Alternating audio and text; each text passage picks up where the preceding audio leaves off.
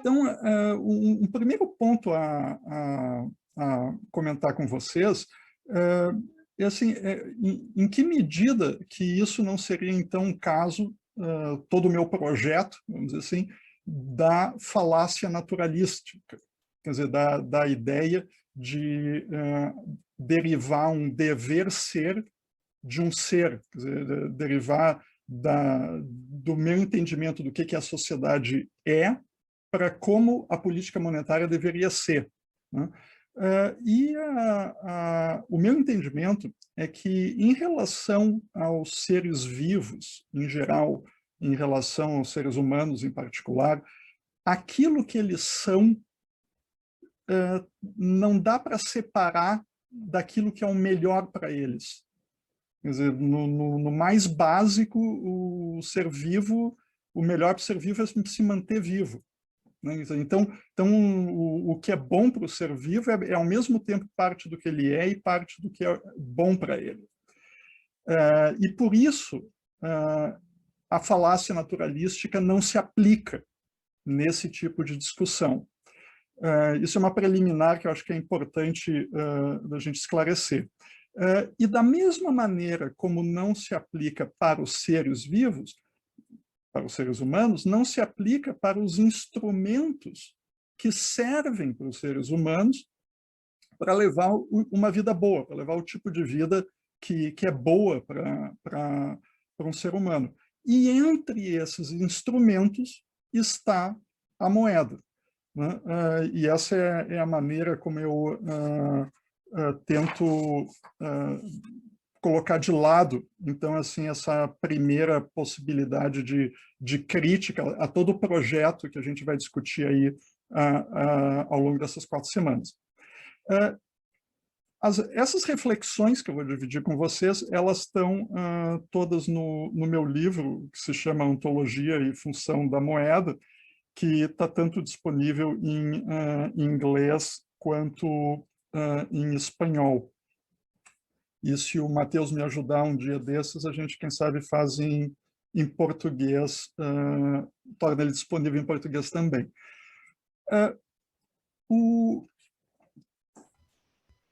Eu acho que a melhor maneira da gente começar a explicar por que eu comecei a me interessar por política monetária é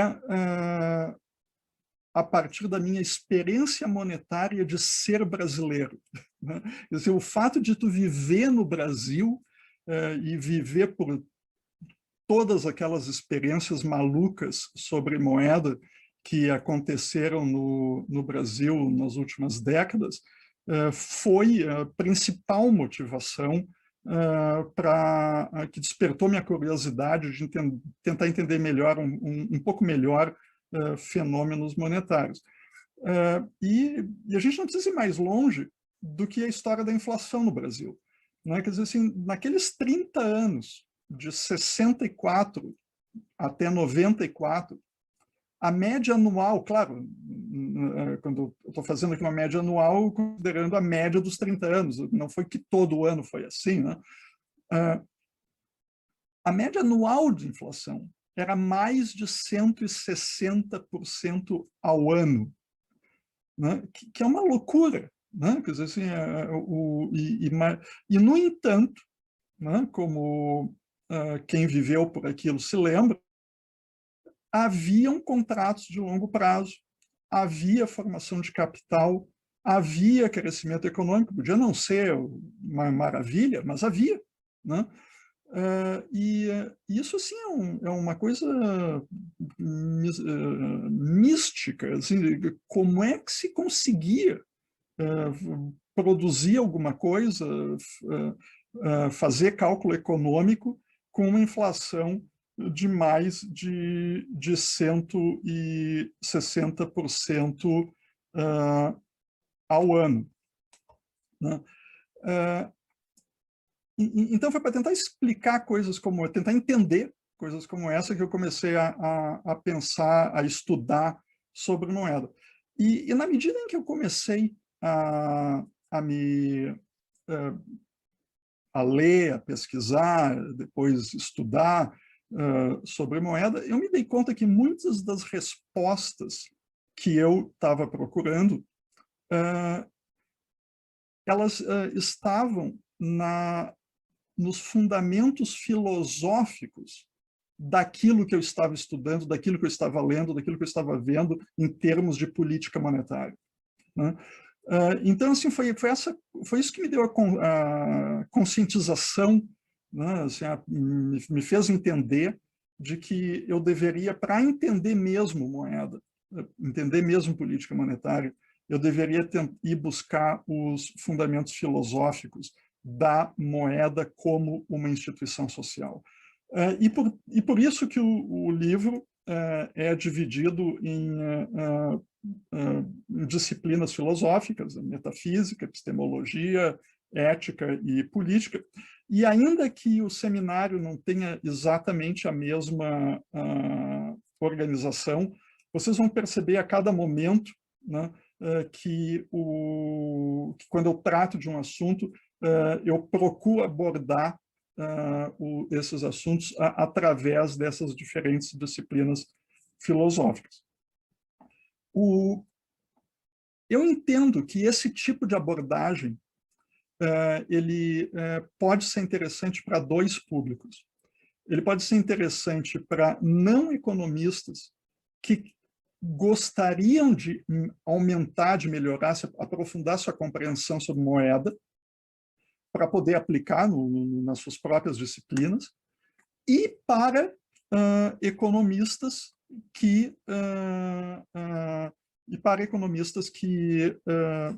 gostariam de ter uma perspectiva mais ampla sobre moeda, conseguir inserir ideias sobre moeda num contexto mais amplo do que pura teoria monetária. Então, assim, um exemplo das coisas que a gente vai discutir ao longo dessas 4 semanas, e eu tenho aqui só 2 para ilustrar o que a gente vai ver.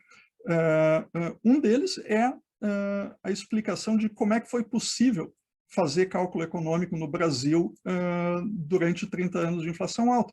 E a resposta é que 2 das funções essenciais da moeda, que é a função de meio de troca e a função de unidade de conta, naqueles anos, em vez de se adotar o mesmo instrumento para as 2 funções, aconteceu uma separação de funções monetárias.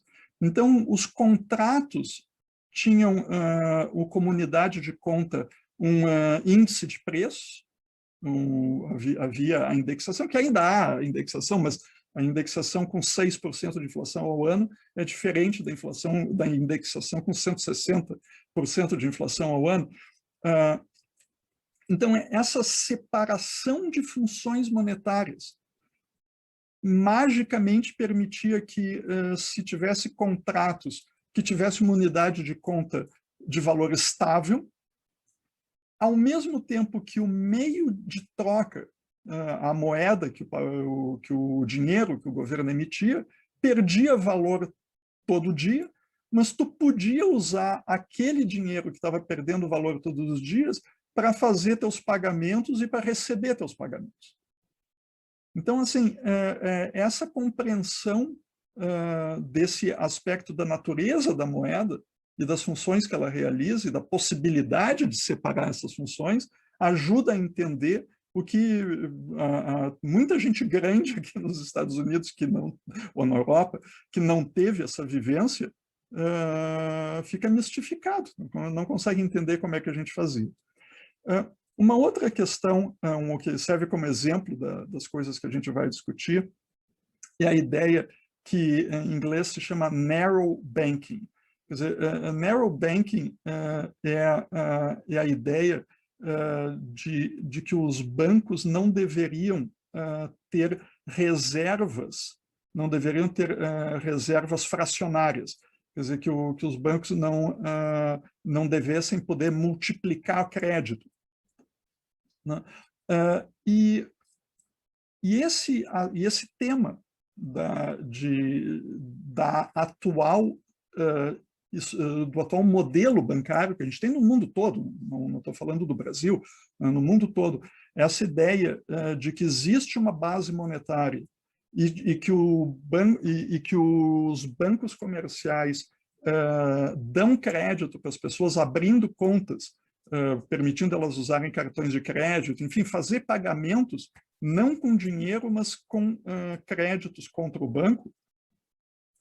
E esse desenho de banco surgiu, digamos, na história, quando a base monetária era uma coisa cara. A base monetária era feita de ouro. Então, se o dinheiro é feito de ouro, se o dinheiro é uma coisa cara de se obter, tu começa a pensar jeitos de economizar no ouro. E o jeito de economizar no ouro foi criar substitutos para o ouro. Né? Quer dizer que, basicamente, em vez de tu ter moeda mesmo de ouro, de prata, tu tinha um crédito que o banco, no banco, que te permitia fazer um pagamento sem usar ouro e sem usar prata.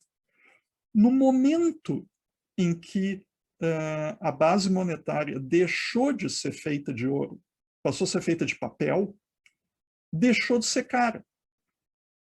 Então, muitas pessoas se perguntam por que a gente ainda tem esse sistema bancário que a gente tem hoje, quando que tem um lado bom, mas tem um lado ruim, que quando há uma perda de confiança, há uma corrida e não tem dinheiro para pagar todo mundo, né? Porque tem mais crédito do que reserva. Né? Então, assim, uma fonte das crises financeiras constantes é o descasamento, né, de créditos e reservas bancárias, né, que dá uma fragilidade para o sistema bancário. E essa fragilidade do sistema bancário, muita gente se pergunta por que a gente ainda tem isso quando não tem mais sentido economizar na base monetária. Né? No entanto, se a gente pensar que existe uma parte da oferta de moeda que se chama exógena, que vem de fora do mercado, e tem uma parte da oferta monetária que é endógena, né, que se cria pela própria demanda por crédito na economia, e a única maneira de suprir, que a gente tem, né, a única maneira que a gente tem de suprir essa demanda por moeda de forma endógena é através do crédito bancário. O que aconteceria se os bancos fossem proibidos de dar crédito?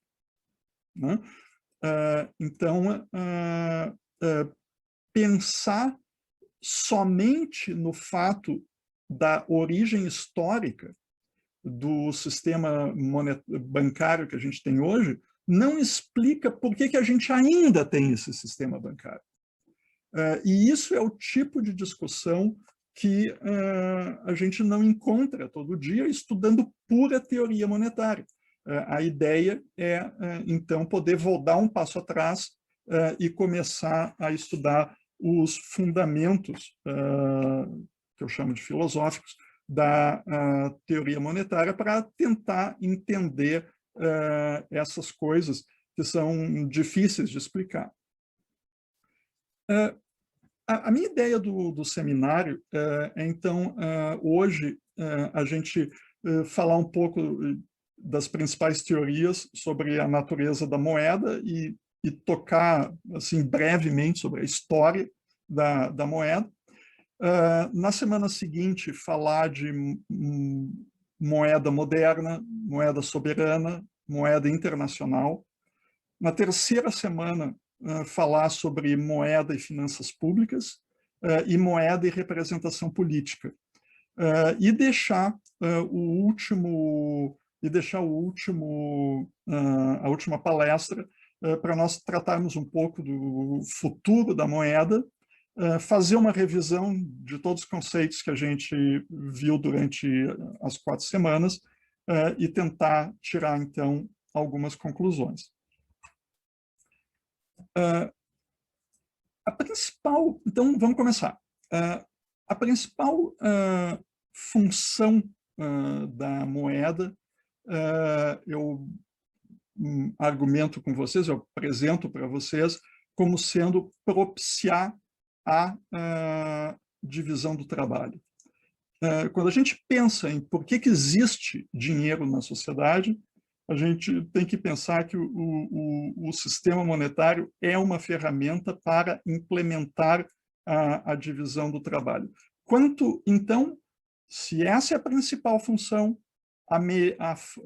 o sistema monetário, o melhor sistema monetário, é aquele que melhor permite a divisão do trabalho.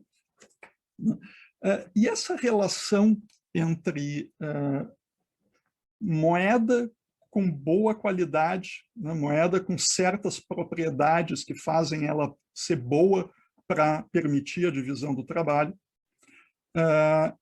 e a divisão do trabalho, essa correlação, ela funciona nos dois sentidos. Né? E um exemplo disso, a gente pode pensar lá no início da história do Império Romano. No início do Império Romano, eles tinham uma sociedade extremamente, apesar de primitiva, apesar de tecnologicamente primitiva, eles tinham uma sociedade extremamente complexa, né, com comércio em todo o Mediterrâneo, com a agricultura tremendamente eficiente, apesar da barbaridade da escravidão.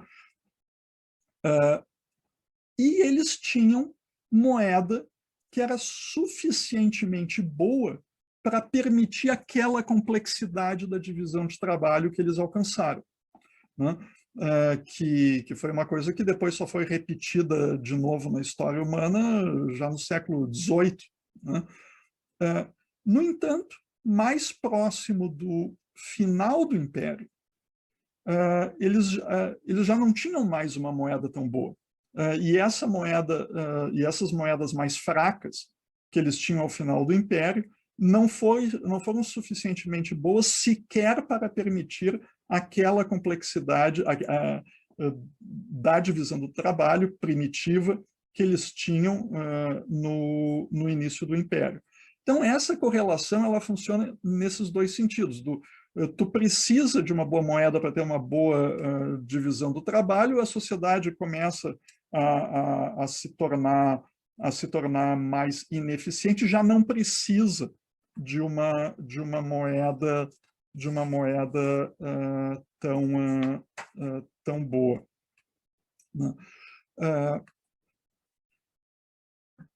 A gente pode pensar, então, como é que, voltando então àquele momento no início do Império Romano, em que existiam todas essas rotas comerciais no Mediterrâneo, levando produtos de um lado para outro, que vamos combinar, né, com caravela, nem caravela, né, com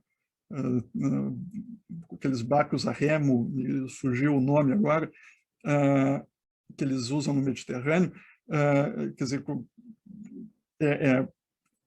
é um feito tu imaginar que esse grau de complexidade era possível e que as pessoas cooperavam, que era possível haver cooperação, haver divisão do trabalho entre pessoas que não se conheciam da Espanha até a Palestina, das florestas da Alemanha até o norte da África.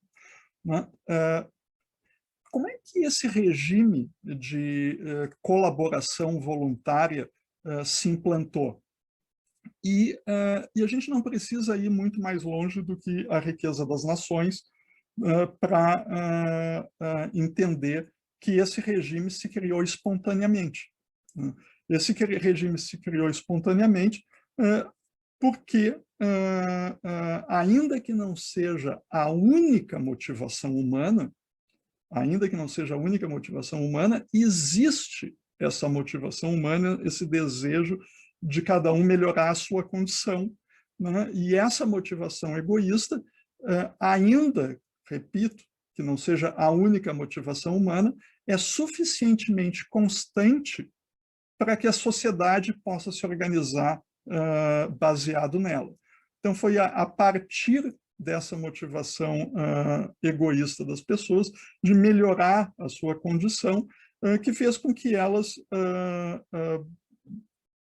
procurassem colaborar espontaneamente em determinadas condições. Bom, o debate sobre a natureza da moeda, ele faz mais de 100 anos, ele se divide entre dois grupos, né?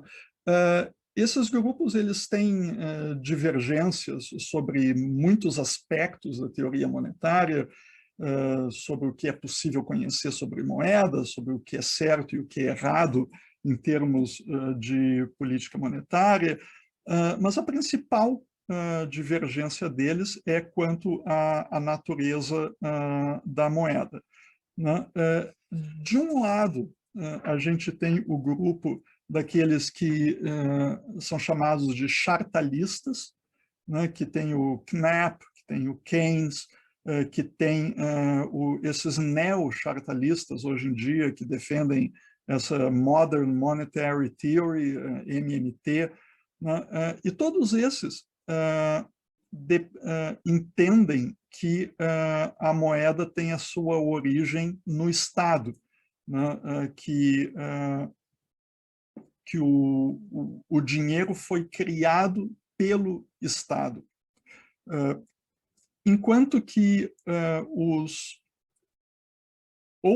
outro grupo de pensadores são o que nós vamos chamar durante esse seminário de cataláticos, né, que são basicamente os austríacos, mas também tem muitos outros.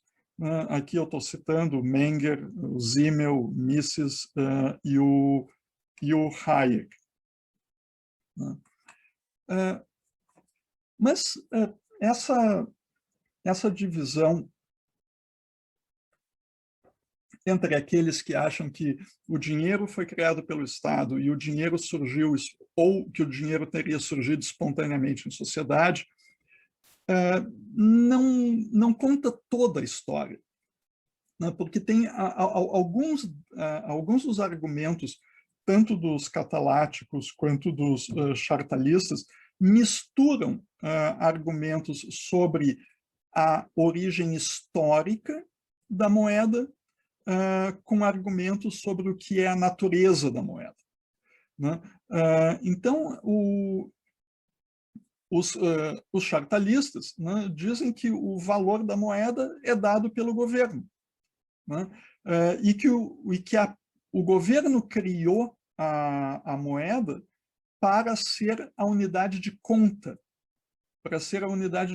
enquanto que os cataláticos, né, argumentam que o valor da moeda resulta do livre intercâmbio, né? Essa, aliás, é a razão de usar esse nome que tem essa origem grega.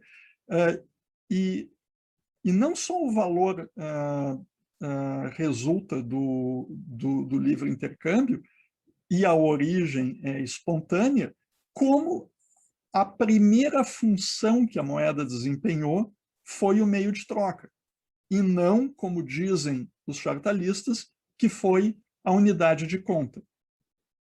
Então, vocês estão vendo que tem essas divergências, né, que misturam um pouco o que é a natureza da moeda com a sua evolução histórica. Como eu disse para vocês no início, o meu objetivo a começar a pesquisar a moeda foi tentar entender o que faz uma moeda ser uma moeda boa para o tipo de sociedade livre, aberta, mercantil que a gente tem. E então, A ideia é tentar entender uma decisão de política, uma decisão coletiva, de por que nós vamos ter esse tipo de moeda e não aquele tipo de moeda. E para entender isso, a primeira coisa que a gente tem que entender é bom para quê? Quer dizer, eu quero ter moeda boa, tá bom, mas boa para quê? Qual é a função que prioritária que eu quero para a moeda, que vai me permitir, então, dizer que ela é uma moeda boa, né? Que é o que vai me permitir buscar que a moeda tenha certos atributos que vão fazer dela uma moeda boa, né?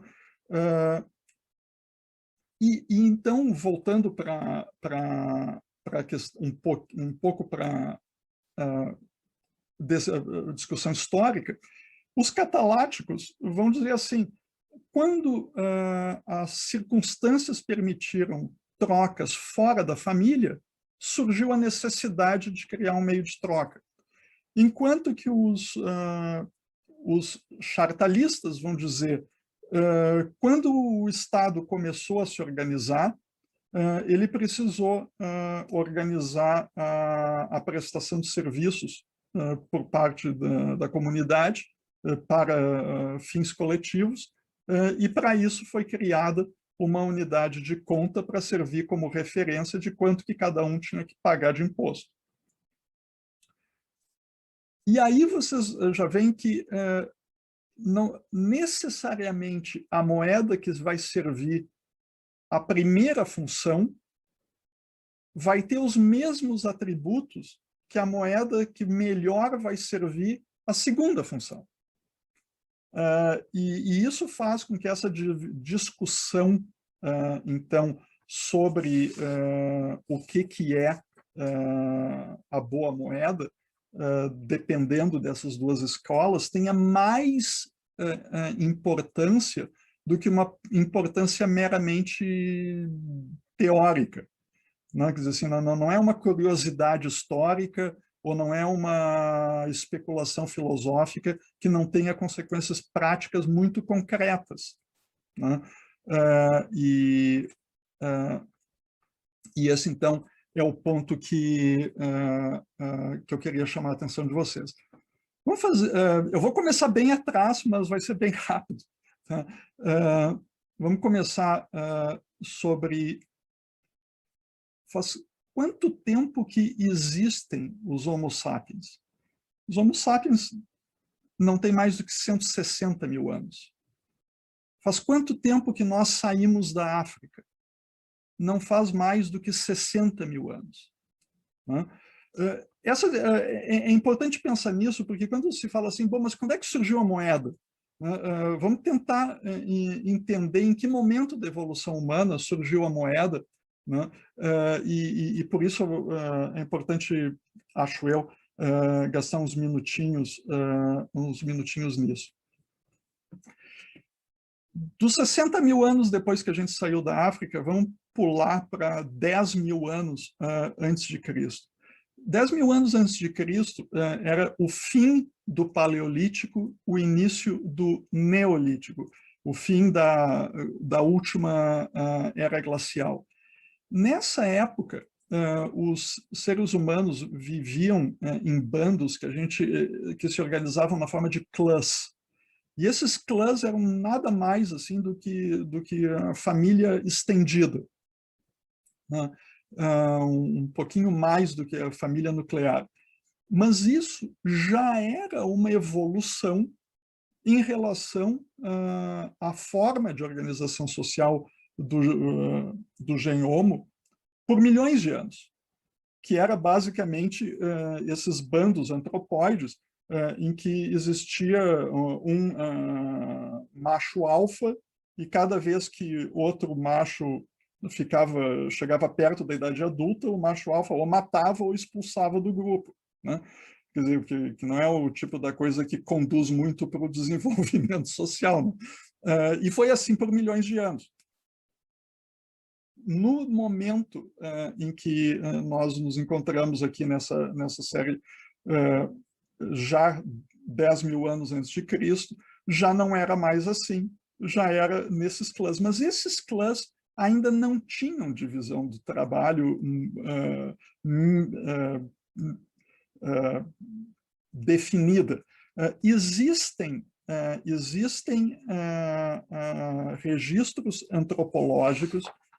registros antropológicos, que foram descobertos entre os Cro-Magnons, entre 30 mil anos e 10 mil anos antes de Cristo, indicando alguma forma de divisão do trabalho.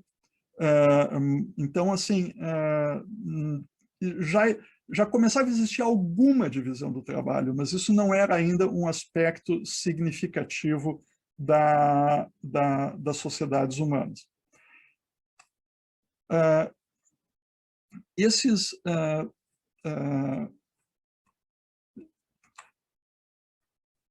Desses bandos de caçadores, então, vamos pular para as primeiras sociedades pré-urbanas, mais ou menos 5 mil anos antes de Cristo na Europa, 7 mil anos antes de Cristo no Egito, possivelmente antes disso no Oriente Médio e no Extremo Oriente.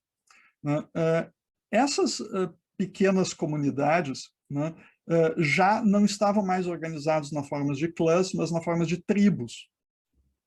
E essas tribos era basicamente a junção de diversos clãs, e essas sociedades eram sociedades não mais de dezenas de pessoas, mas de centenas de pessoas. E nesse ambiente, com centenas de pessoas, já existiam aqueles que tentavam criar porcos, aqueles que tentavam criar gado bovino, já existiam a agricultura, quer dizer, já existiam aqueles que colhiam, que plantavam cereais, existiam ainda muitos, obviamente, que caçavam, eles já tinham ferramentas, então, assim, é possível imaginar que quem fez essa foice, ou quem fez esse tipo de machado, não foi esse sujeito aqui, nem esse outro, né? Quer dizer, já haviam trocas, né? E ainda que a gente presuma que as trocas dentro da tribo fossem feitas por forma costumeira, né? Que as pessoas esperavam receber a ajuda dos outros, vamos imaginar que tivesse uma outra tribo lá do outro lado do rio. Nessa outra tribo do outro lado do rio já não tinha razão deles se ajudarem sem receber alguma coisa em troca, né? E foi então neste momento que primeiro surgiu uma unidade de conta, né? E a unidade de conta surgiu nesse momento para permitir comensuração. Quer dizer, vamos imaginar que aqui dentro dessa tribo, as pessoas não estavam muito preocupadas se a troca, digamos, de um porco por não sei quantos sacos de cereal era uma troca justa ou não era uma troca justa. Mas já com aquela tribo do outro lado do rio, essa ideia de comensuração se tornava importante, mesmo que não houvesse troca comercial. Quer dizer, mesmo que ainda essas trocas fossem de forma costumeira, né, alguma ideia de comensuração se tornava necessária para fazer essas interações sociais. E foi nesse momento que surgiu, então, a necessidade de uma unidade de conta. Também foi nesse momento que surgiu a necessidade de um meio de troca. Tá? Vamos imaginar o seguinte: de todas essas coisas que esse pessoal produzia, vamos imaginar que aquelas coisas que eram mais obviamente desejadas por todo mundo fossem, digamos, as cabeças de gado bovino, ou que fossem as ferramentas, não sei, dando aqui só um exemplo. Tá? Então, no momento em que as pessoas começassem a se dar conta, né, de que, vamos dizer aqui, esses machados de pedra, Vamos dizer que esse machado de pedra é uma coisa que todo mundo se interessava em ter, mesmo que fosse para dar em troca de outras coisas que elas precisassem. Então, nós chegamos aqui a um ponto em que não estavam mais havendo somente trocas diretas, né, onde alguém ia trocar, digamos, como eu disse há pouco, cereal por um porco, mas as pessoas iriam trocar aquilo que elas tivessem por, digamos, ferramentas, porque elas sabiam que com as ferramentas elas poderiam comprar, adquirir as outras coisas que elas quisessem, ainda que elas mesmas não precisassem dessas ferramentas, mas sabiam que essas ferramentas podiam ser trocadas com terceiros, né? Então, nesse ponto, a gente pode se perguntar, então, o seguinte: nesse momento aqui dessa aldeia agrícola neolítica, se eu fosse precisar de uma unidade de conta, como nós já dissemos que eles precisavam, o que eu iria usar como unidade de conta? Eu iria inventar uma unidade de conta abstrata, quer dizer, eu ia inventar o Bitcoin para ser a minha unidade de conta, eu ia inventar o dólar para ser a unidade de conta, uma coisa abstrata. Ninguém sabe, quer dizer, teoricamente é possível, né? Logicamente é possível, mas não existe informação histórica que nos responda essa pergunta, mas me parece razoável dizer que eles iriam usar como unidade de conta aquilo que eles estavam usando como meio de troca. Então, apesar da gente reconhecer que a necessidade lógica dessas duas coisas são distintas, a gente pode dizer que é razoável supor que o instrumento que foi usado para a unidade de conta era o mesmo instrumento que já estava sendo usado como instrumento de troca. Então, se no nosso exemplo, aquilo que as pessoas perceberam que era mais desejadas pelos outros eram as ferramentas de pedra, então, não só tu podia usar as ferramentas de pedra para obter as coisas que tu estava necessitando, que os outros produziam e que tu não produzia, como tu também podia usar o valor da ferramenta de pedra como unidade de medida de quanto que uma coisa vale em relação à outra. Né? Então, um porco vale 5 machados, uma vaca vale 10 machados, e o machado é, ao mesmo tempo, a unidade de conta e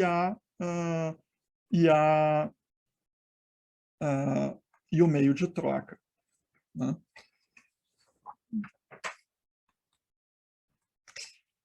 A gente chegou, então, no início da Idade do Bronze. Nós estamos falando aí qualquer coisa entre uns 3.000 anos antes de Cristo. Já 1.200 anos antes de Cristo já começou a Idade do Ferro. Nós estamos falando ainda de proto-estados, né? Assim, quase estados. Essas sociedades, então, as tribos daquelas aldeias foram viver juntas dentro da cidade. Nós já estamos falando aí de sociedades humanas com milhares de habitantes, com milhares de membros. E nesse momento é que a gente encontra registros arqueológicos informando de que existiam nessas cidades primitivas uma quantidade imensa de pequenos comércios, existiam uma quantidade imensa de pequenas fazendolas, né? E que nos leva a crer né, que nesse momento começaram a surgir mercados, mercados com aquela ideia assim, de um lugar onde as pessoas se encontravam para trocar coisas. Quer dizer, nessa figura aqui, que reproduz uma cidade que existia de verdade, quer dizer, tem essa praça pública, aqui perto do templo, perto do palácio. Quer dizer, vamos imaginar que esse era o lugar, então, onde as pessoas se encontravam para trocar coisas. E que aqueles meios de trocas primitivos que nós vimos na aldeia neolítica, as pessoas se deram conta de que eles não eram eficientes meios de troca. Quer dizer, o gado morre, quer dizer, se tu quer comprar uma coisa que custa meia vaca, não tem como tu dar meia vaca, né? Quer dizer, por mais que ferramentas seja desejada um machado de pedra seja desejado numa aldeia neolítica, já aqui nesse ambiente urbano já não é mais a mesma coisa, né? E foi nesse momento em que as sociedades humanas começaram a usar metais, porque também, junto com a idade, a idade do bronze, já, tem esse nome porque foi o início da metalurgia, né? Foi o fim da idade da pedra, o início da metalurgia, o início da escrita, o início da vida urbana, tudo aconteceu mais ou menos concomitantemente, e essas coisas também foram acompanhadas de um uso como meio de troca de metais, mas metais medidos em peso, pelo seu peso, né?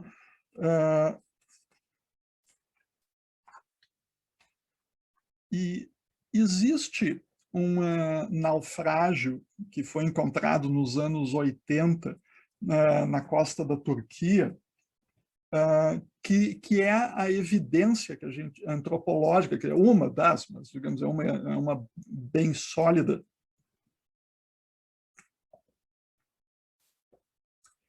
que a gente tem de um navio que saiu do Egito, foi comprar lingotes de metal em Chipre, levou os lingotes de metal para a Grécia. Na Grécia, trocou os lingotes de metal por madeira, levou a madeira para a Palestina,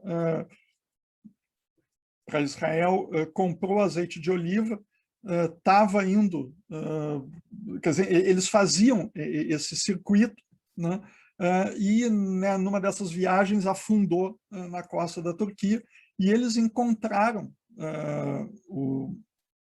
esses lingotes de metal como parte da carga, e essas outras coisas todas que eu mencionei para vocês, né? E encontraram conjuntos de balanças que indica que deveriam ter pelo menos 3 mercadores diferentes dentro desse navio quando ele afundou, porque tinham 3 conjuntos distintos de balanças. E essas balanças serviam para medir o peso desses metais que eram usados como meio de troca, né? E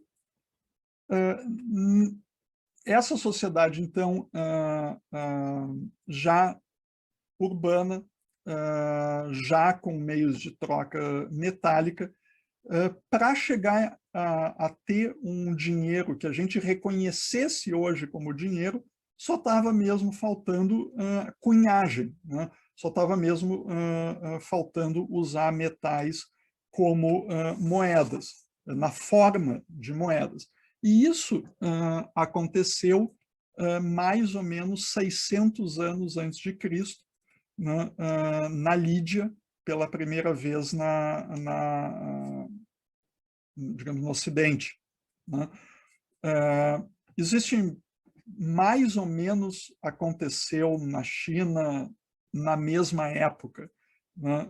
Eu não tenho as referências históricas exatas, mas foi mais ou menos na mesma época, acredito eu por coincidência, né, que aconteceu tanto na China quanto na Lídia, a primeira cunhagem de moedas, 600 anos antes de Cristo, quer dizer, foi ontem, né?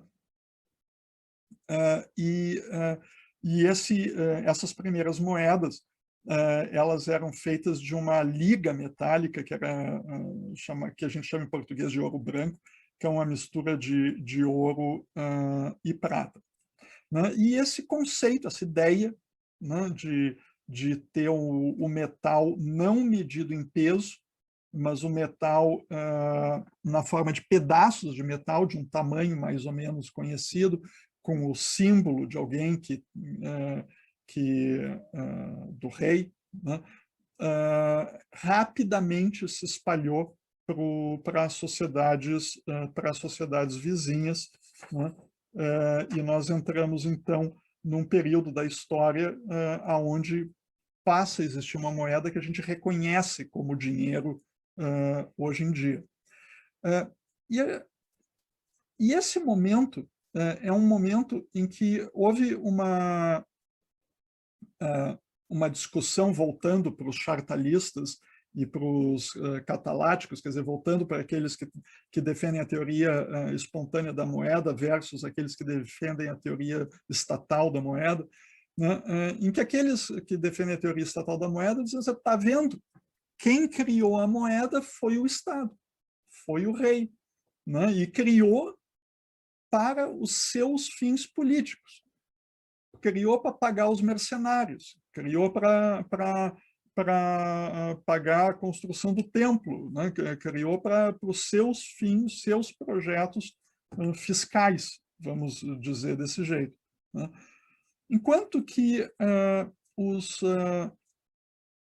cataláticos vão dizer assim: pois é, mas essa moeda foi criada, não foi criada no Egito, onde existia uma autocracia, um governo centralizado na figura do faraó, não foi criado na Mesopotâmia, onde existiam, na Babilônia, né, onde existia um governo centralizado que era dono de todas as terras, que todo mundo prestava serviço para o Estado, prestava serviço para o faraó, prestava serviço para o templo na Babilônia, com trabalho forçado mesmo, né? A gente pode até dizer que os construtores das pirâmides não eram escravos, eles não eram escravos, mas trabalhavam 4 meses por ano para o faraó para construir a pirâmide, né? Quer dizer, então, eles, enquanto que na costa da Turquia, na Grécia, existia aquela quantidade imensa de pequenas cidades-estados, já eram áreas urbanas, o soberano tinha muito pouco poder, porque no outro lado da Bahia, do outro lado da montanha, já tinha outra cidade-estado, né? Eles estavam o tempo todo guerreando e comerciando entre si, e essa falta de poder do soberano, esse fato de que o Estado não tinha aquele poder de vida e morte que tinha no Egito e na Mesopotâmia, né? A competição acirrada entre essas cidades-estados fazia com que o jeito do soberano obter os serviços que ele precisava já não era mais na base do chicote, como eles faziam com os camponeses no Egito ou na Babilônia, mas eles tinham que pagar em ouro o pessoal. Então, tu imagina o seguinte: o soberano precisava que alguém construísse esse trireme para ele, né? Tu acha que o sujeito que é capaz de construir esse trireme ia construir o trireme na base do chicote? Né? Quer dizer, assim, não, ele precisava ser pago em ouro, né? E tu acha que esse pessoal que sabia, treinado para lutar desse jeito, com esse tipo de armamento, né? Era um sujeito que ia enfrentar esses riscos, né? Se eles fossem escravos, né? Não, eles precisavam ser pagos. Então, a ideia de que...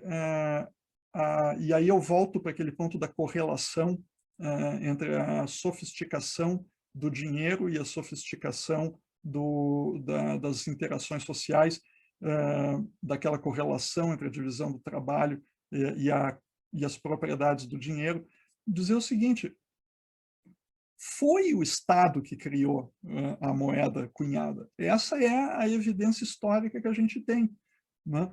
Agora, essa evidência não prova de que a moeda não foi criada porque as circunstâncias sociais assim o exigiram, né? E esse é o conceito evolutivo e espontâneo que eu estou querendo chamar a atenção de vocês. Agora, essas histórias, elas parecem compatíveis, de uma certa maneira. Se a gente entender assim, bom, o meio de troca, a unidade de conta evoluiu espontaneamente em sociedade até o momento em que o Estado cunhou a moeda. A partir daí, a moeda passou a ser estatal. É fácil conciliar essas duas histórias. E é fácil mesmo conciliar. Eu acho que isso que eu acabei de dizer para vocês aconteceu mesmo assim. Mas isso não resolve a diferença sobre a discussão sobre a natureza da moeda e sobre a função da moeda. Porque uma coisa é dizer que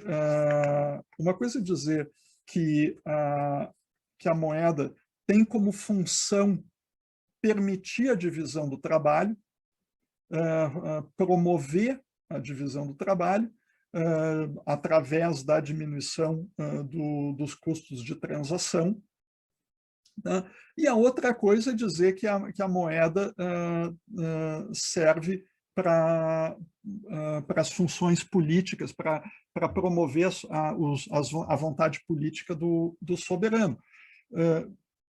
Porque o tipo de moeda, os atributos que fazem com que a moeda seja a melhor moeda para facilitar a divisão do trabalho, não é a mesma que permite a moeda ser o melhor instrumento para as políticas públicas, pelo menos se a gente pensar em políticas públicas de curto prazo. A gente pode dizer o seguinte: a sociedade, no longo prazo, vai se beneficiar se ela for mais rica, se ela for mais produtiva, e, nesse sentido, o bem do Estado está associado à eficiência da divisão do trabalho. Mas esse é o argumento dos catalistas, dos austríacos.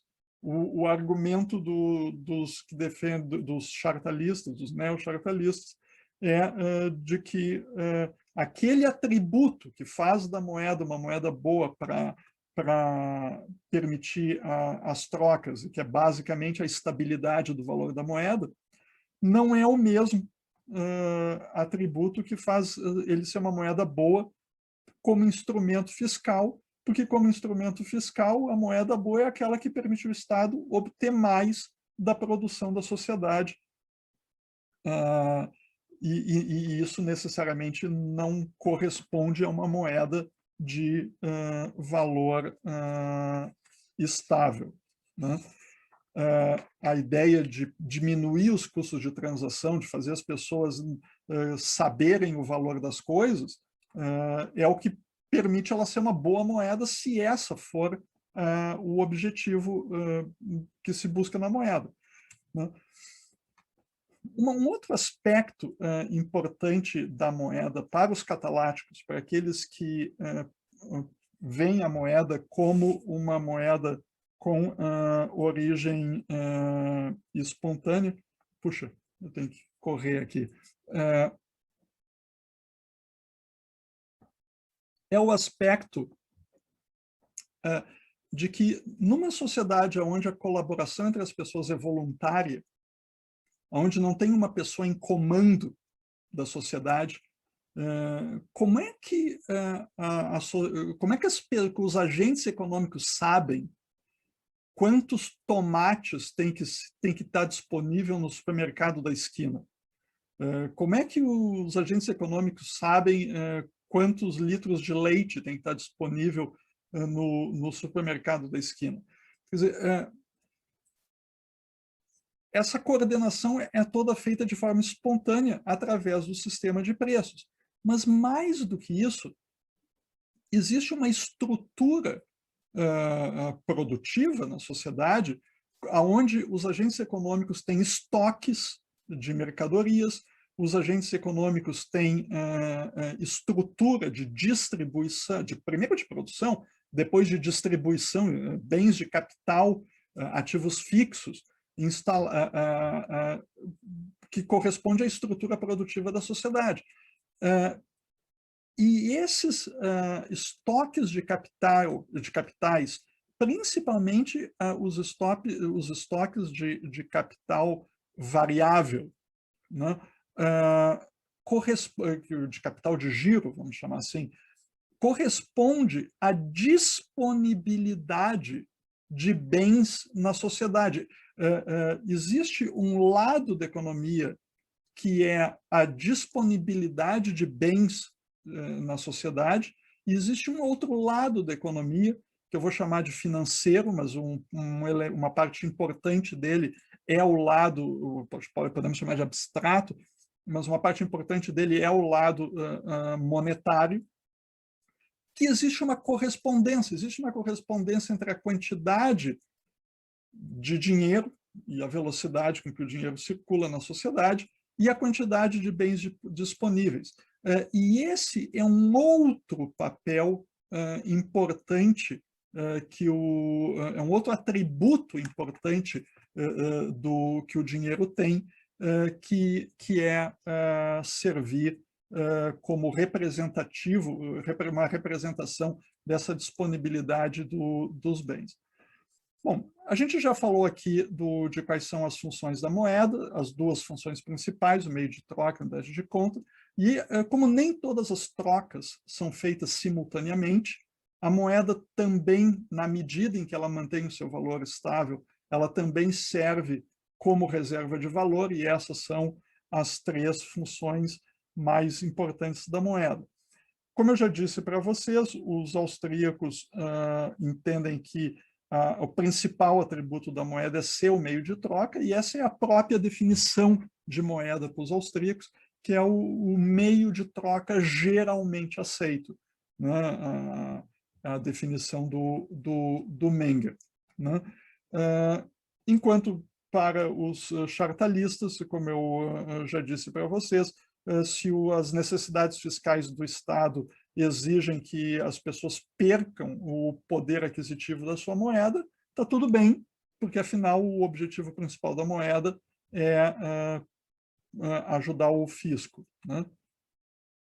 A gente já discutiu como tornar compatível o que é possível, né? E também já mencionamos que é justamente pelo fato de que a colaboração entre as pessoas em sociedade se dá de forma voluntária que existe essa divisão do trabalho, não só do trabalho físico, mas uma divisão do trabalho intelectual, né? Que é essencial para superar a escassez, que é importante ter uma boa ferramenta para permitir essa divisão do trabalho, e que quanto mais sofisticada a divisão do trabalho, mais sofisticada a ferramenta tem que ser. O último ponto que eu queria comentar antes de abrir para perguntas, então, ainda é um pouco explicar por que os austríacos são diferentes do mainstream, por que são diferentes da síntese neoclássica. Tá?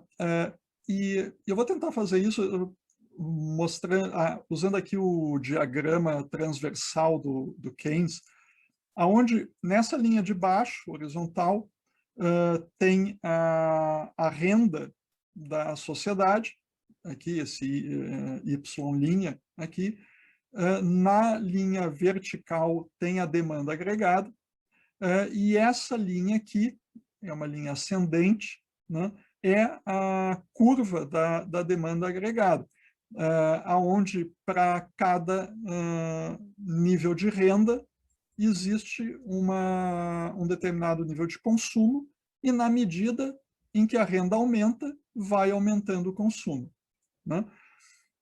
Até aí, nós estamos de acordo, né? O problema é que no mainstream é muito comum assumir que essa identidade que está aqui funciona nos dois sentidos. Quer dizer, que é possível inverter a relação causal. Porque a relação causal, da maneira como eu vejo, é o seguinte: quanto mais renda tu tem, mais tu pode consumir. Enquanto que o fato de existir essa identidade permite que, numa formulação matemática, alguém diga, bom, mas então, se através da ação do Estado eu posso aumentar o consumo, isso vai aumentar a renda, porque, afinal, se a curva da demanda agregada é essa, quanto mais consumo, mais renda, né? E eu não acho que isso seja assim. Eu não acho que isso seja assim, e essa é uma maneira de explicar uma diferença fundamental entre os austríacos e o mainstream. Esse tipo de raciocínio leva a que as pessoas que defendem a teoria estatal da moeda digam, bom, então o Estado pode gastar, o Estado pode cobrar imposto, que no fim isso vai deixar as pessoas mais ricas. E como eu disse, eu acho que isso não... Essa é uma implicação importante de tu aceitar a teoria estatal da moeda, e eu acho que isso não corresponde à realidade, e que existe uma limitação de conhecimento sobre moeda que nós, austríacos, reconhecemos, e que o pessoal que simplesmente aplica uma fórmula matemática e supõe que a relação causal pode ser ignorada, não leva em conta. Então, eu acho que isso é uma boa maneira da gente começar aí o seminário. Isso é o que eu tinha para dividir com vocês hoje. Muito obrigado aí pela paciência de vocês até agora. Estou aberto aí para perguntas, Matheus. Obrigado. Está mudo, Matheus. Obrigado. Pronto, agora está tudo tranquilo. Pessoal, então, quem tiver alguma pergunta já pode colocar ali no chat, pode ser uma pergunta ali relacionada à parte histórica, parte econômica ali, essa parte final também que o professor colocou é bem interessante, e vocês vão ver isso diretamente em teoria monetária, né, na disciplina. Então, tudo que vocês tiverem de dúvidas, podem colocar ali no chat que já faço para o professor.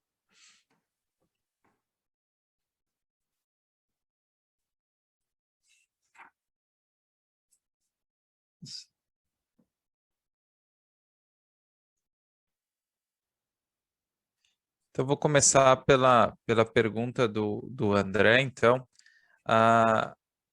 E eu acho que foi um tema até que você escreveu vários artigos a respeito. Então, gostaria de saber sua opinião sobre essa descentralização de moeda e criação espontânea no contexto das criptomoedas. Depois até eu vou linkar aquela série de textos que você fez sobre isso também. Bom, Eu vou fazer um comentário curto, porque isso vai ser objeto de um tema mais adiante numa das nossas sessões futuras. Mas o tema interessante de levar em conta, o único comentário que eu queria fazer é o seguinte: existe uma razão para o Estado ter monopólio da moeda em quase tudo quanto é lugar, né? Os governantes, em geral, são muito ciosos, eles tomam com muito cuidado, eles tratam com muito carinho o monopólio da moeda que eles têm. E eu acho que isso é um fator que é importante levar em conta sobre os limites do que é possível se obter em termos de descentralização monetária no mundo em que a gente vive.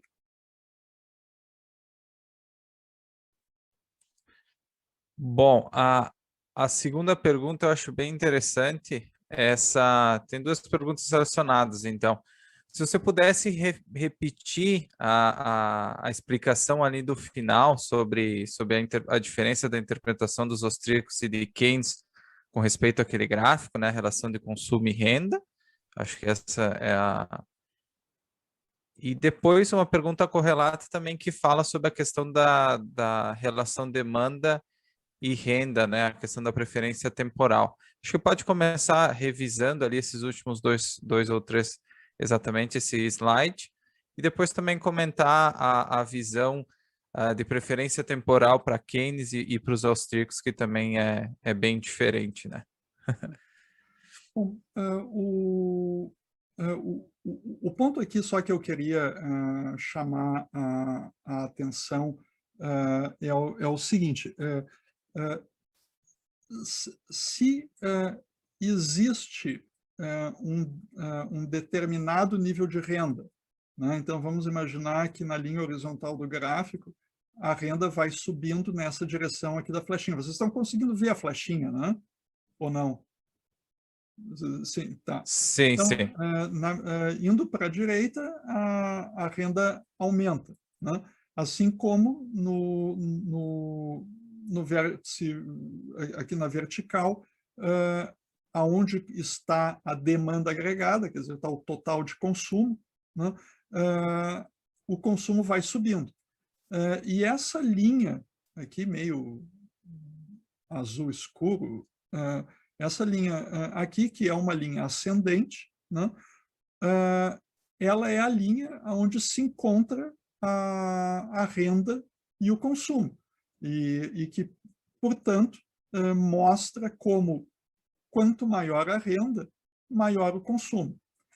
E isso é uma identidade, isso é uma coisa que, depois que aconteceu, a gente vê, né? Por isso, se a gente diz assim, fulano de tal tem um salário de R$ 1.000.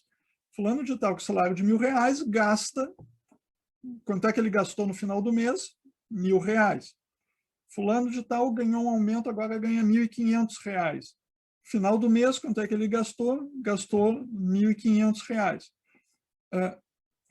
E depois que aconteceu o fato, a gente pode ver que existe essa relação entre a demanda, entre a renda disponível e o nível de consumo.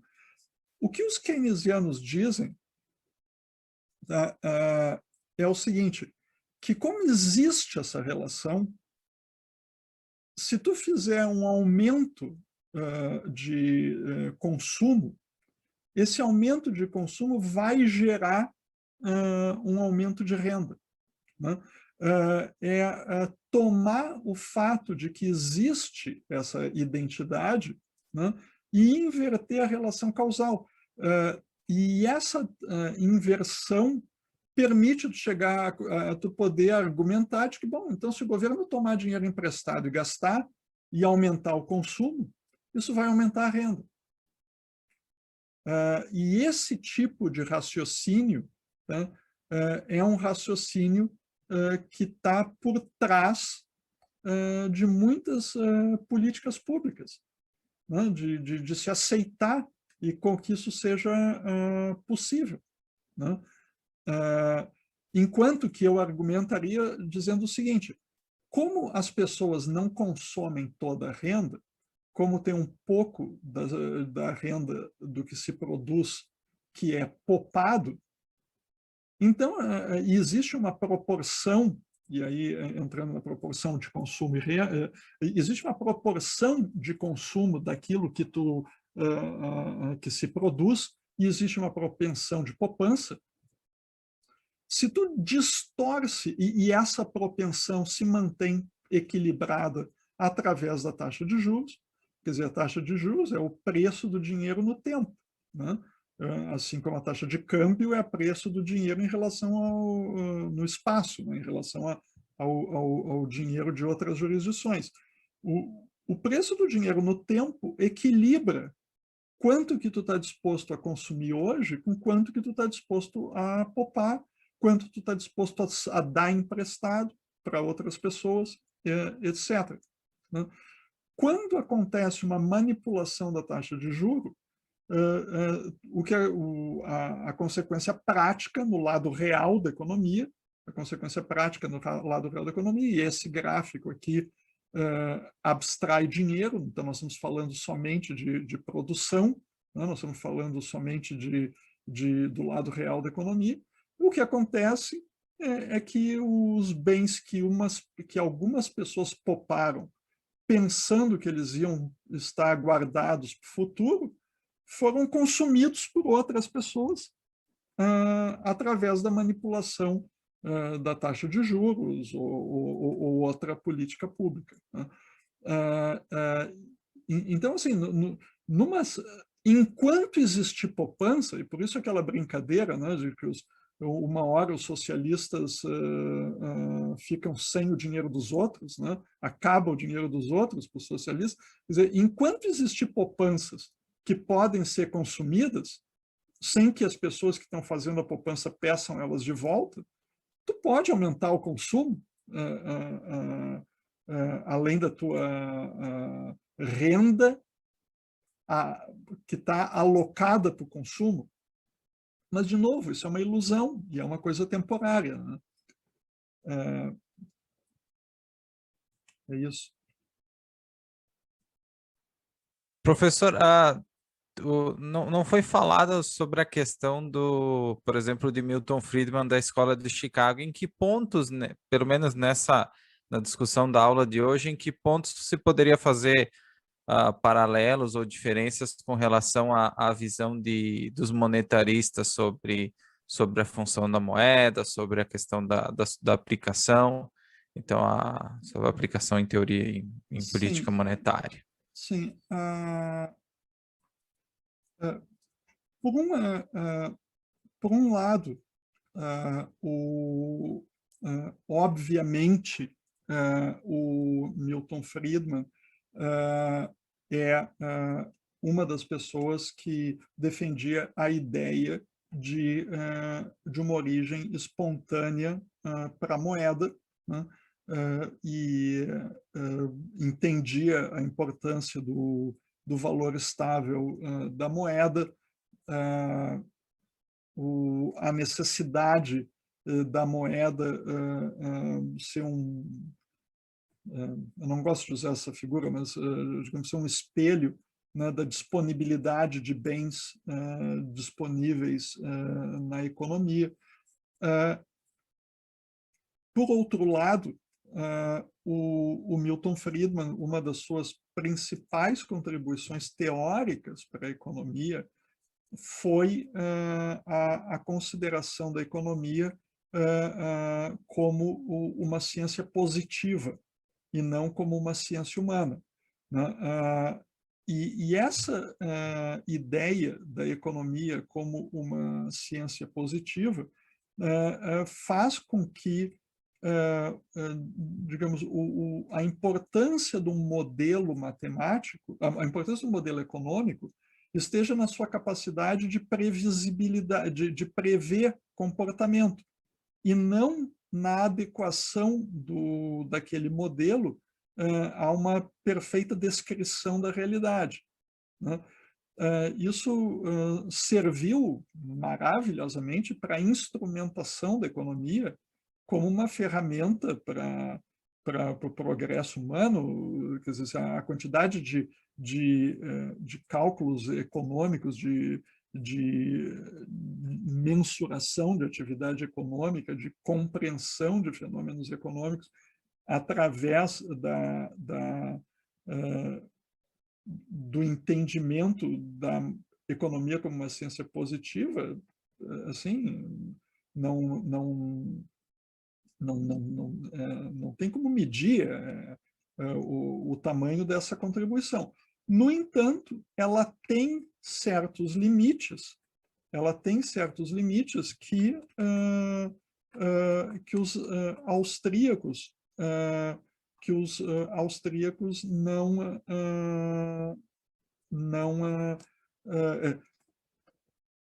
austríacos reconhecem e que o pessoal do mainstream não reconhece. Isso é uma das diferenças com o Friedman. E a outra diferença é que o Friedman aceitava a ideia de que, uma vez que a moeda passou a ser um monopólio do Estado, a moeda é uma criatura do Estado, né? Então, assim, isso não quer dizer que ele entendia que a origem da moeda fosse esse, mas ele entendia que a moeda que nós temos hoje é uma moeda chartalista. Perfeito. Tem uma pergunta do Fernando aqui. Ele fala uma questão terminológica. Então, no texto origem da moeda do Karl Menger, ele faz referência ao salableness of commodities. Então, ele pede se esse conceito é o mesmo apresentado hoje quanto ao meio de troca geralmente aceito. Muito boa pergunta. Muito boa pergunta. A questão é a seguinte: quando... deixa eu ver aqui o que eu fiz, qual foi a bobagem que eu fiz. Só um minuto. Quando nós falamos da introdução do meio de troca, nós falamos que um instrumento, que no exemplo que a gente usou foram as ferramentas, né? que um instrumento para trocas indiretas foi percebido pelos agentes econômicos, e eles entenderam que era mais vantajoso para obter o que eles quisessem, trocar as coisas que eles tinham, não diretamente pelas coisas que eles precisavam, mas trocar as coisas que eles tinham por esse instrumento de trocas indiretas, porque isso facilita, em vez de complicar, facilitaria eles obterem as coisas que eles realmente desejavam.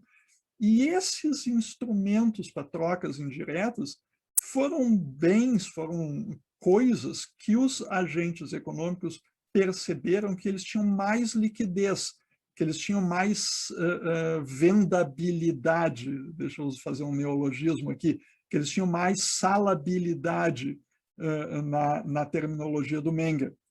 Tá? Então, é o fato de que alguns bens são mais vendáveis do que os outros, é o fato de que alguns bens são mais vendáveis do que os outros, aqui nesse nosso exemplo, que os machados de pedra são mais vendáveis do que os grãos, né? Porque nem todo mundo quer grão e todo mundo valoriza os machados de pedra.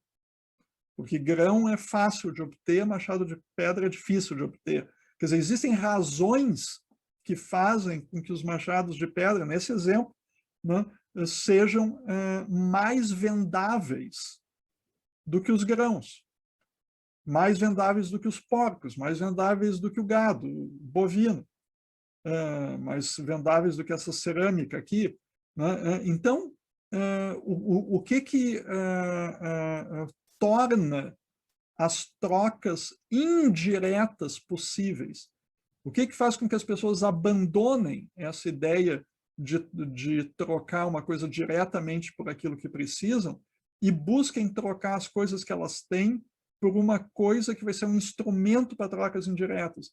É o reconhecimento de que essa coisa que vai se tornar um instrumento para trocas indiretas é mais vendável, tem mais liquidez, tem mais salabilidade do que os outros bens.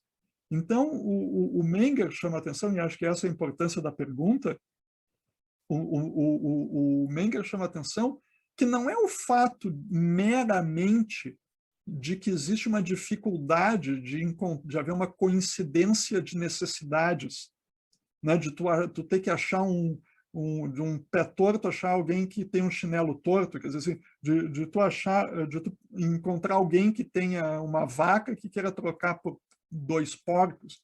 Quer dizer, não é essa dificuldade que torna o dinheiro uma coisa que surge na sociedade espontaneamente. O que torna o dinheiro uma coisa que surge espontaneamente na sociedade é o espírito empreendedor, vamos chamar assim, é o espírito de perceber uma realidade que os agentes econômicos têm, de perceber que tem algumas coisas que vendem melhor do que outras. E que, portanto, em vez de ficar tentando achar o dono dos porcos que quer uma vaca, é mais fácil tu achar alguém que queira trocar uma vaca por um machado. Porque tu vai encontrar mais facilmente um dono de porco que queira machado do que um dono de porco que queira uma vaca, né? E depois isso passa para os metais em geral, e dos metais em geral para os metais preciosos, e dos metais preciosos para o metal cunhado na forma de moeda, né? Quer dizer, que é a evolução monetária que a gente discutiu hoje. Quer dizer, cada um desses passos é um passo por uma coisa que é mais fácil das outras pessoas aceitarem. Quer dizer, tu imagina o seguinte, se tu está no navio, aqui tu está no navio que afundou lá na costa da Turquia, e o teu dinheiro são essas barras aqui de cobre, ou de bronze, sei lá o que é isso. Tá? Tu imagina tu ter que trocar, tu ter que medir esse negócio, tu ter que entender, quer dizer, porque para mim, cobre, bronze é tudo a mesma coisa. Né? Quer dizer, tu imagina tu ter o conhecimento que tu tem que ter para dizer que aquilo que tu está comprando, que tu não está comprando gato por lebre, e que tu sabe medir quanto é que a coisa vale. Né? Enquanto que é muito mais fácil. Né? Aqui está o rei da Lídia, pegou e disse que vai me dar tantas dessas coisinhas redondas de ouro com o símbolo dele. Isso daqui é muito mais fácil de aceitar do que isso daqui. Então, ao longo da evolução monetária, e esse, digamos, é o brilhantismo do Menger, é dizer o seguinte, esse espírito, tu não precisa ter alguém no comando da sociedade para forçar as pessoas a usar dinheiro. As pessoas vão encontrar o meio de trocas indiretos porque é no seu interesse encontrar um meio de trocas indiretas, quer dizer, perceber que através de uma coisa que vende mais fácil do que aquilo que tu tem, tu vai conseguir aquilo que tu quer. Indiretamente, em vez de diretamente. Muito boa pergunta.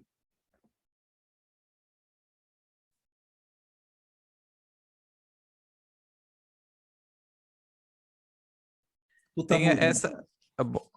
Então, o Júlio pediu aqui nas perguntas: o que acontece com países que têm moedas fracas ou desacreditadas? Bom. É uma pergunta ampla, mas. Como nós vamos falar de dinheiro soberano na semana que vem, eu, de novo, vou dar uma resposta bem curta, né? Depende de quão desacreditado. Na Venezuela, hoje em dia, todo mundo usa dólar e Bitcoin e coisas assim, né? Porque ninguém usa mais a moeda, o bolívar, para nada. Na Argentina, que o peso, apesar de desacreditado, não é tão desacreditado quanto o bolívar, as pessoas usam o bolívar, o peso, para suas compras do mês. Mas todo o dinheiro que elas que elas querem poupar, elas poupam em dólar, né? No Brasil, existe poupança em reais. Quer dizer, as pessoas podem até ter uma certa quantidade de dólar, por uma questão de segurança, vai que um dia deu uma guerra, vai que o Lula ganha a eleição, quer dizer, enfim, quer dizer, qualquer coisa qualquer que seja o bicho-papão que a pessoa tem na cabeça, né? Tem lá uma certa quantidade de dólares, mas existe poupança em reais. Bilhões, dezenas de bilhões de poupança em reais. Então, assim, depende, e a gente vai discutir isso um pouco mais em detalhe na semana que vem, na terceira sessão. Professor, tem uma pergunta do Sérgio aqui. Tu conseguiria explicar, expandir um pouco a citação de Knapp, no sentido de que nenhum ganho termina sem prejuízos a certos interesses privados? Sim, sem problema.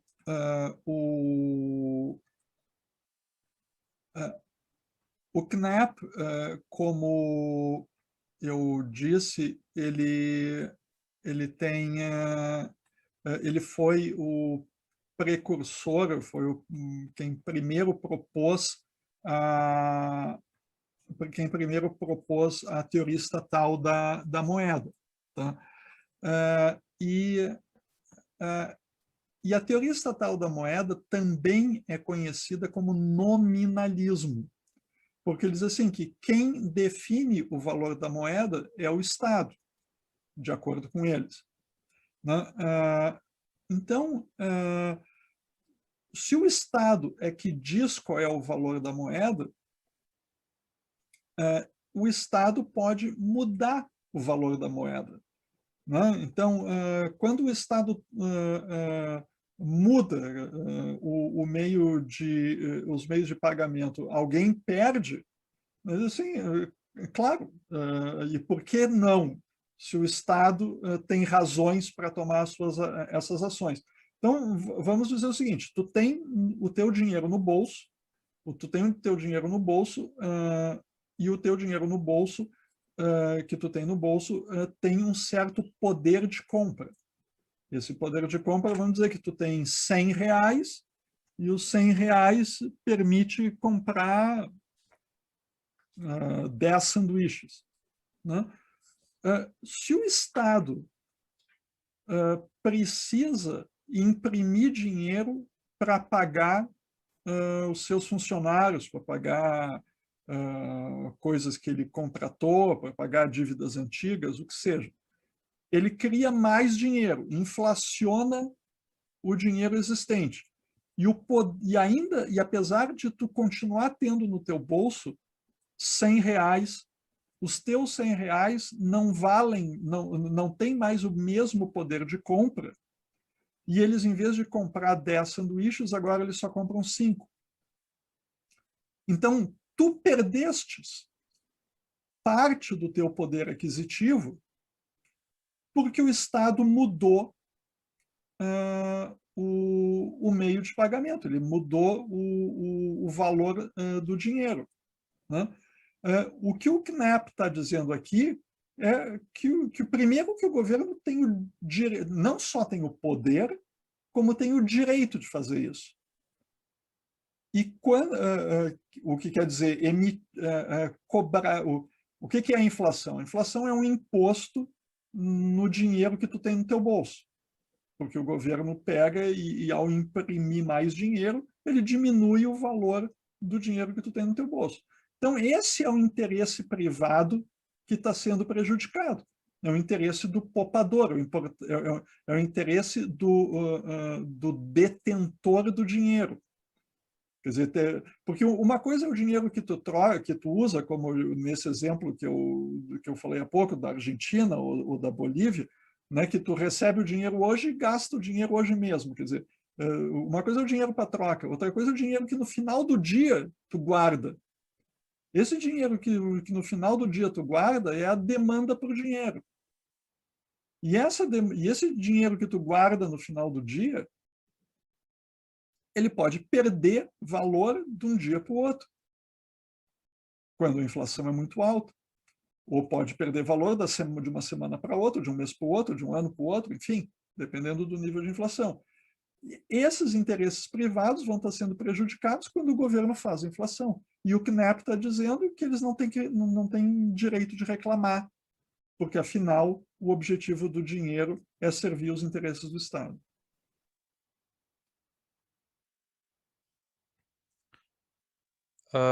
Bom, professor, creio que de perguntas, pelo que eu pude ver aqui, eram essas mesmo. A gente conseguiu responder todas elas. Tá? De acordo. Então, Qualquer coisa... muito Perdão? obrigado aí pela paciência de vocês mais uma vez. Espero que voltem semana que vem. A gente se encontra, então. Obrigado, Matheus. Perfeito, muito obrigado, professor. Obrigado a todos os presentes e da próxima semana também disponibilizando o link da mesma forma. A apresentação fica gravada também para quem quiser verificar depois. Eu posso disponibilizar também. Então, fiquem tranquilos. Muito obrigado. Então, pessoal, uma ótima noite, bom final de semana. Obrigado.